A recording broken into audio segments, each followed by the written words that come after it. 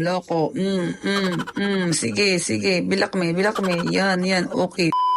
Hi mga mi, another day, another vlog. So ngayon mga mi, day 4 na natin ng ating fitness journey. Sobrang sarap sa feeling mga mi, kahit day 4 pa lang to, nararamdaman ko na natutunaw na yung ating mga cellulite and nare-release na yung ating mga tension of my muscle.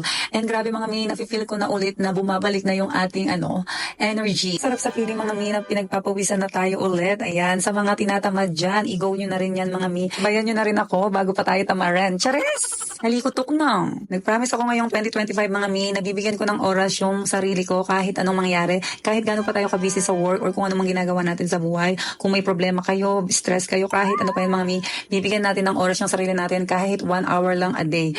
Sobrang tagal ko nga hindi nakapag-workout mga mi, as in parang 5 years na ganyan. So ayan mga mi, dahil nga nilagnat tayo nung unang nag-workout ako, parang tinodo ko yung pag-gym ko. So nahinto ako ulit, tapos after 1 week nilaban ko siya ulit. So this time talagang dinahandahan ko lang para at least hindi mabigla yung katawan natin. Kasi mga mi, pag talaga matagal kang nahinto na mag-workout, maninibago yung katawan mo. So sa mga gustong bumalik dyan sa pagiging balik-alindog, tara samahan yun na ako. Alam na milit B. Sa mga curious pala mga mi o sa mga walang pake kung bakit ako nag-stretching at naglalaan ng 20 minutes sa stretching. Mostly mga mi, sa nakita ko dito sa Pilipinas, hindi sila nag-stretch before workout. Mga mi, napaka-importante ng stretching before ka mag-workout or after.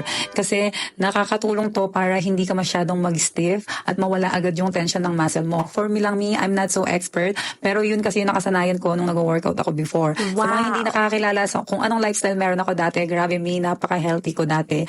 And ngayon, balik alindog na tayo. So, yun lang mga mi. See you for my next vlog. Bye! Mwah.